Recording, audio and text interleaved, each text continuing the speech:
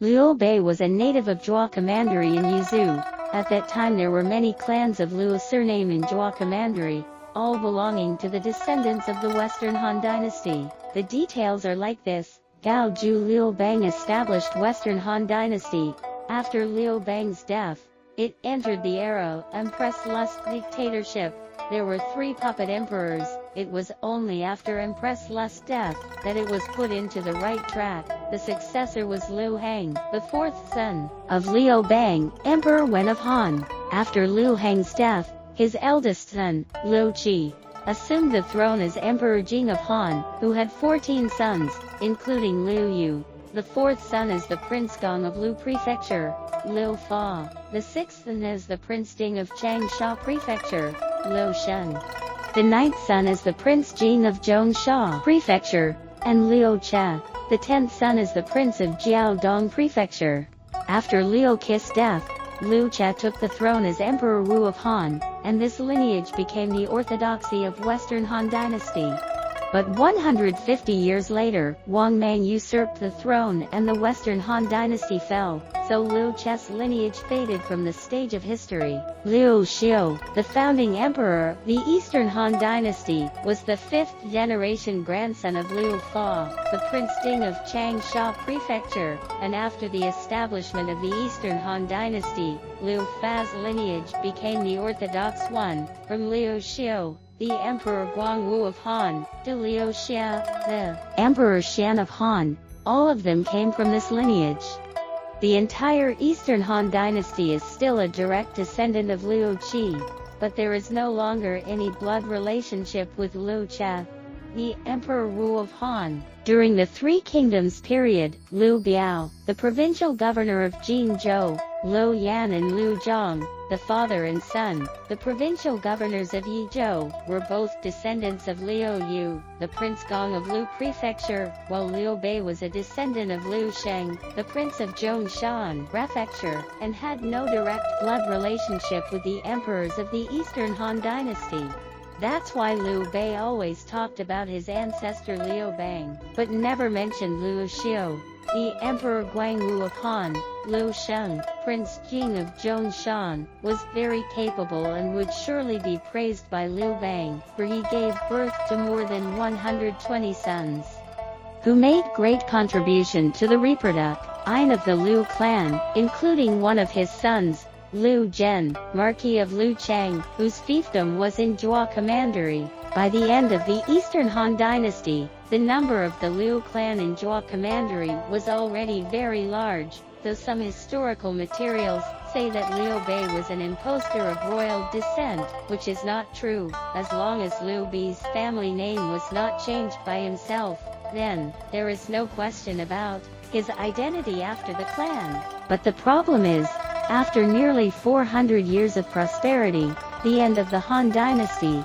the Liu clan members, at least more than 100,000, relying solely on this identity, was useless. Liu Bei's grandfather Liu Xiong had been a magistrate, but because of the early death of his father, so Liu Bei's young life is very difficult, until the elders of the same clan to obtain financial support, so as to be able to get out of poverty. At the end of Han Dynasty, Zhua Commandery was full of talents. Besides Liu Bei, Liu Zhu and Gong Sun Zan, Liu Bei's early subordinates Zhang Fei and Jian Yong were also from Zhua Commandery, while Guan Yu fled his hometown due to a crime he committed in his early years, and only then he strayed to Zhua Commandery. For the outbreak of the Yellow Turbans Uprising, Liu Bei was appointed as the lieutenant of Anxi County for organizing the volunteer army to suppress the uprising, but he soon abandoned his post and fled because of whipping the officer inspector. And then he was appointed as the minister of Xiaomi County because of his success in rounding up the thieves, and then he resigned from his post to become the magistrate of Gaotang County. When the Guandong army crushed Dongjua, Liu Bei was defeated by the Yellow Turbans, and had to leave Gaotang to join his senior brother, Gong Sunzan, who asked him to assist Tian Kai, the provincial governor of Qingzhou, in the defense of Yuanshao. Soon after, at the age of 30, Liu Bei was promoted to Taisho of Ping Yuan, and during this period, he got to know Gong Sun Zan's general, Zhao Yun, and the two of them built up a deep bond. Liu Bei served in Ping Yuan for 3 years, and built up a good reputation for his love for the people and kindness, and gradually became famous in Qingzhou and Xuzhou. At that time, some people in Ping Yuan commandery looked down on Liu Bei's background, so they paid an assassin to assassinate him. Liu Bei did not know the identity of the assassin, and treated him with courtesy as usual, and the assassin was touched by Liu Bei's benevolence, and eventually left Bika, so he couldn't bear to do harm to him. During this period, Kong Rong, who was besieged by the Yellow Turbans, asked Liu Bei for help. Liu Bei was flattered and replied happily, "A famous scholar like Kong Rong actually knows my name." Liu Bei then sent 3,000 soldiers to rescue Beihai. The Yellow Turbans heard about it, and retreated, and Kong Rong was grateful to Liu Bei. The name of benevolence and righteousness saved Liu Bei from death, but also made this young man in his early 30s quickly became famous throughout the country, and from then on became a label that he could not tear off for the rest of his life. In the fall of 193 AD, Cao Cao attacked Xuzhou to avenge his father's death. Tian Kai, the governor of Qingzhou, and Liu Bei went to rescue.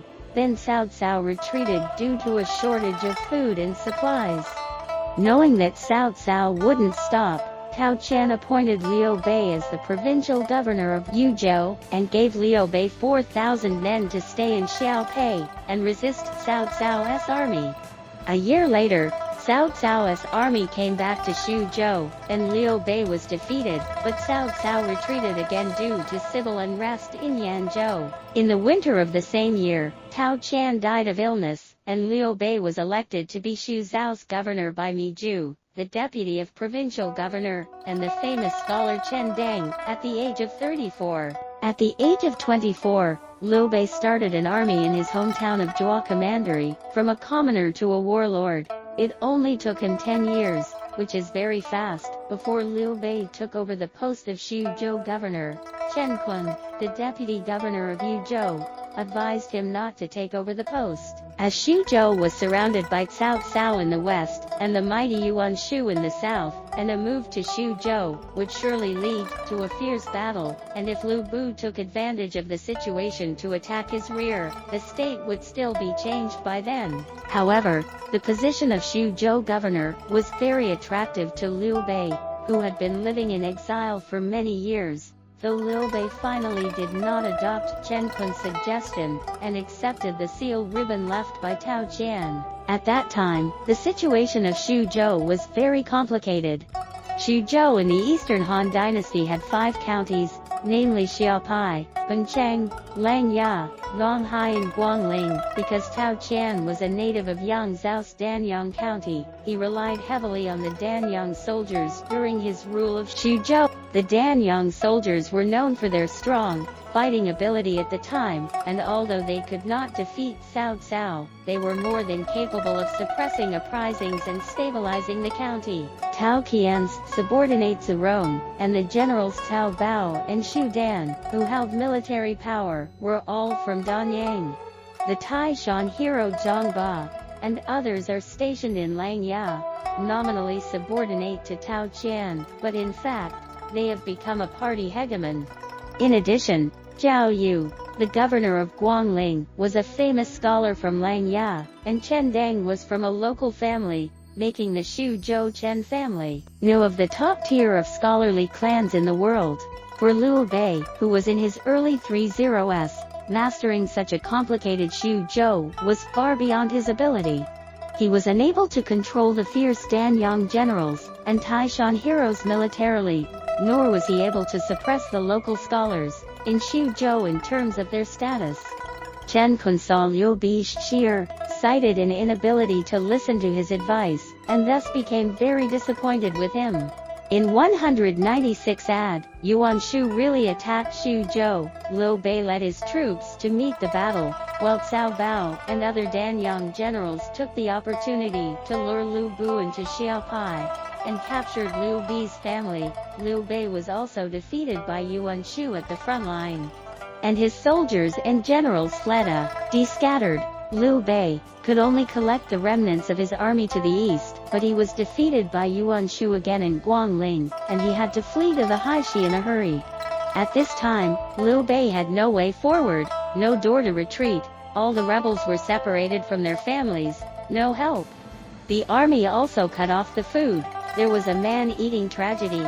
Fortunately, Ni Zhu scattered his family's wealth to be funded, so that Liu Bei did not starve to death. Under their circumstances, Liu Bei had to ask Liu Bu and return to Xiaopei again. Liu Bei was soon defeated by Liu Bu and had to go to Zudu to join Cao Cao, who made Liu Bei the governor of Yuzhou and funded his troops and food, so that Liu Bei could go back to Xiaopei to keep Liu Bu at bay. In 198 AD, Xiaopei was broken up by Liu Bu's generals Gao Shun and Zhang Liao, and Liu Bei fled, his family captured again, but Cao Cao soon captured Xiaopai and executed Liu Bu, and Xuzhou eventually fell into Cao Cao's hands.